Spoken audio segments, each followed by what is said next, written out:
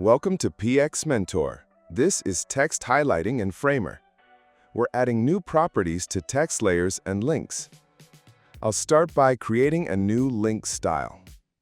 And as you can see, we have redesigned the link style interface here as well, making it feel a lot simpler, while actually including many more properties. Our new additions include fill, radius, and padding. And all of these are also now available on the hover or the current states. In practice, these new properties allow you to design links that are much more flexible without needing any additional layers like a wrapping frame or stack. It even means you can oftentimes skip the component entirely. As you can see, these little buttons are just text layers with link styles applied.